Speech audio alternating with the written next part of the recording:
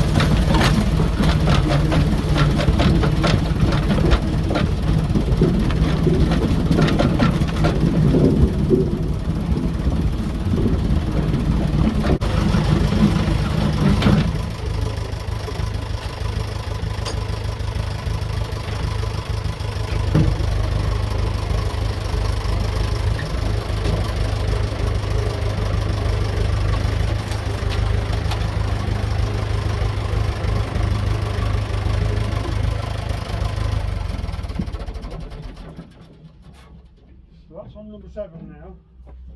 Right. Was that last bit better? Yeah. That's fetching them out. Yeah, that's fetching them out. Yeah, it looks better. Okay, that's on number 7 now, providing the fucking gauge don't keep moving. Yeah. Are you a really good boy? You? I'm telling you.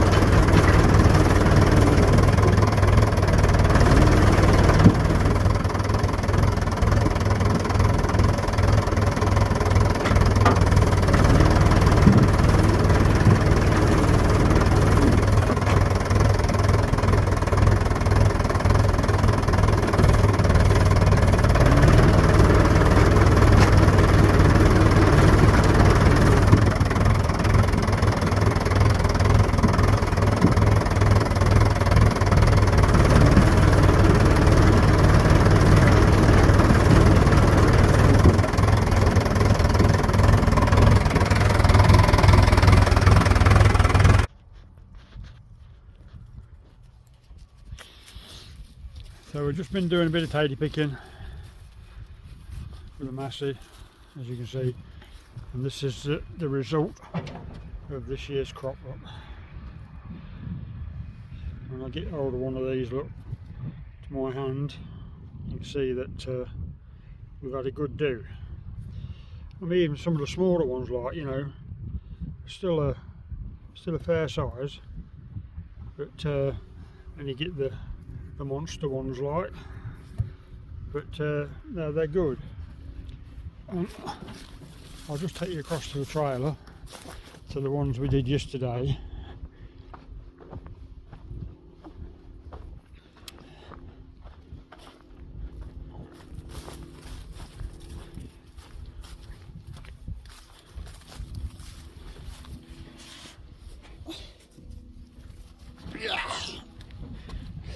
There.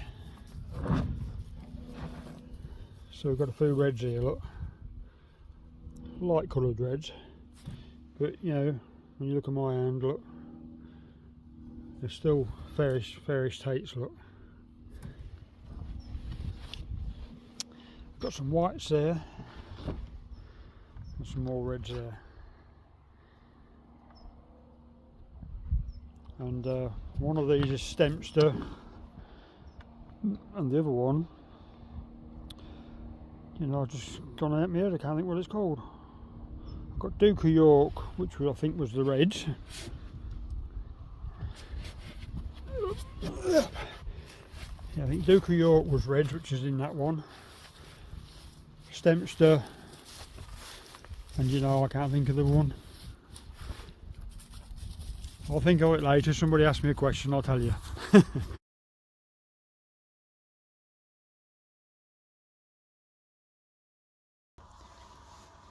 So this is day 2 then, and what we've got Steve from Primetime Video doing some filming on Sunday, and it's basically a bit of film for Trevor Kerfoot for his video Tractor Tools and Traditions. So you know, it's good to be a part of that, and he did take film of us setting the tates earlier on in the season, and now he's back to see us take them up. So that's another film or video to you know, look out for, and that's Tractor Tools and Traditions.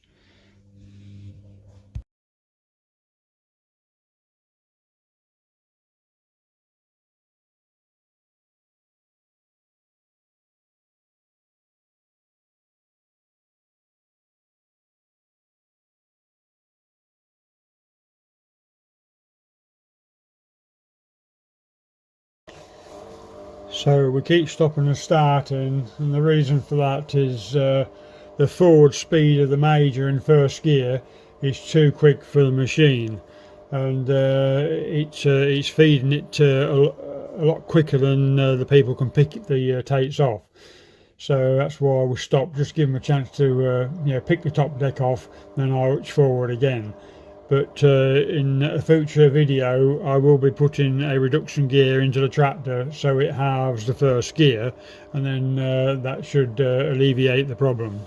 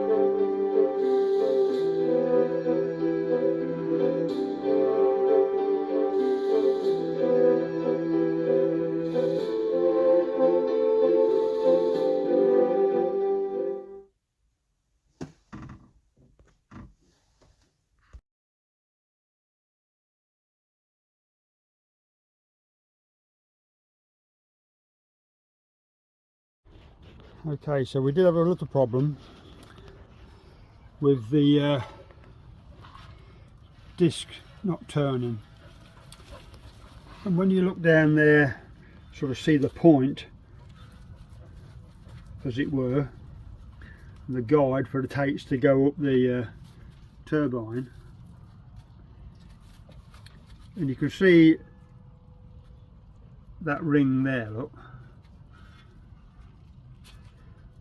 And when the muck pressure on the other side got on it, it was trapping it on the point, midways of the point, and stopping the disc from turning. And I'll try and put a little a video up of that, because I've got a piece that does show that. So we thought of all sorts of ideas. We stuck an iron bar in there, see if we could bend it out and so forth, and bugger that stiff in there, and plus the disc was flexing. So we had a look at the stay bar. I thought, well, we'll drill a fresh hole in it and mess about, and we kept, you know, whirling things. I lost it there.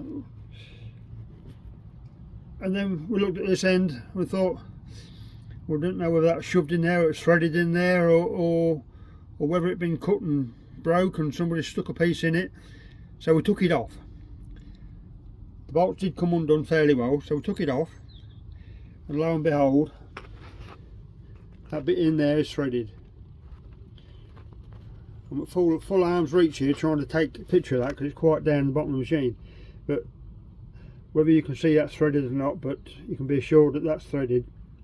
Because it was seized, now you can see I've burnt it, look, and cooled it off, and wound that out. So what we've done, we've excuse the camera because I'm at arm's length trying to work it.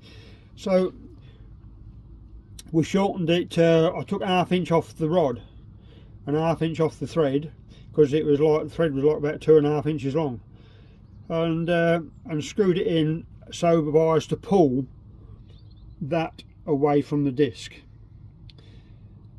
So we got it bolted on, and like I say, we just turned the end and kept turning it until it just pulled it away from the disc, and that sort of sorted it out. Just another spoke in the wheel, and getting sorted out with bits and pieces. Why it took us 2 days. I mean, we could have picked the tapes, you know, easily in a day, but it was getting the head round and sorting the machine out. We've not used it before. We have another problem here as well. This gadget here that goes up and down there, it's sprung loaded, but what it's supposed to be, it's supposed to be in this rod, and it's your depth control. And what that depth control is, when I find it, I've got a sheet on, so I'm crawling underneath, and the depth control's there, look. It has a point, and it's right at the bottom in a minute. So that was another thing, it kept giving us false readings. Sometimes it was at the bottom, sometimes it was at the top, only to find that the end of this tube probably a job to see it, but it's ever so slightly bent, and it should run free in there because it's got this spring pressure that holds it in. So that's another little job I need to sort out. But what I don't know is when it's right up, why it should fall apart. So whether somebody's cut something off it or what, I don't know. Or if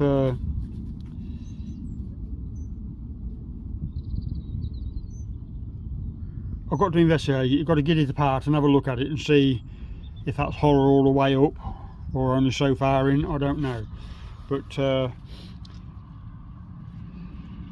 well, probably they just couldn't get the travel for the travel of the wheel. I mean, this this wheel will come right up here, sticking out the top of the guard.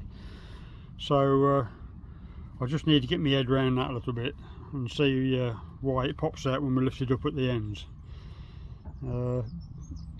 But other than that, you know, she was going well, and you can see the old turbine there. Look, it's, you know, still got fairish gaps in there now after taking the other tines out, and yeah, and went a lot better. So yeah, you know, we're getting there slowly. And now the box is off. Look, you can see my other gusset I put in here. This one here, look. It's just so as the foot of the box can sit on the corner.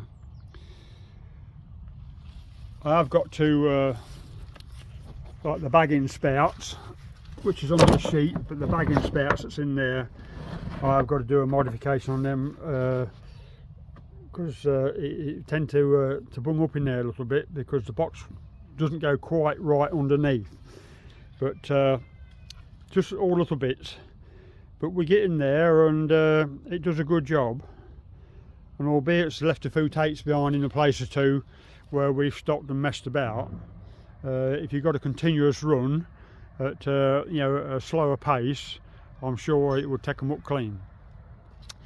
So yeah, you know, quite happy. It saved me back anyway.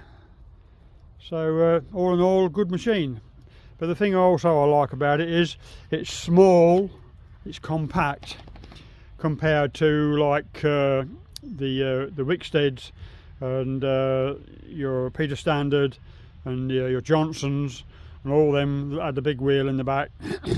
And they're big long machines and quite tall, and you know, take up a lot of space. And you know, we've got a shed program going on at the moment, and hopefully that I can get most of these bits in the sheds when we're finished. It's like my balers and my beat machine have got to be in the sheds. They don't fare very well outside, so that's what we're working towards now all the time, getting all of them, all the parts, all the bits under cover. So yeah, we had a good weekend. And it absolutely buggered it down with rain on the Monday yesterday, and so I was pleased that you know, we'd got some in store and done. Now the dogs are barking at something. But anyway, so yeah, that's it. Good job.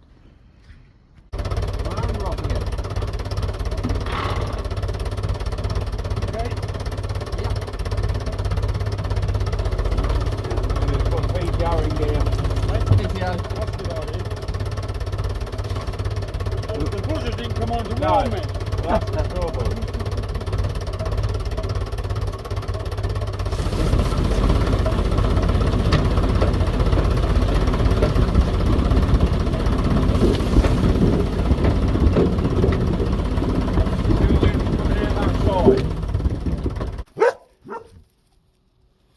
So these are the tines we've just taken out the turbine on the Massey picker, and as you can see, you know, one of the big tines are sitting here and one each side, so this like fills the gaps up in the main turbine, which is okay for like new Tates or first earlers if you like, where they're all small and you know, the skins are not set, and salad tates and so forth. They'd get all them sort of tates up, plus they'd get bulbs on them, and they wouldn't fall through the fingers, like, you know.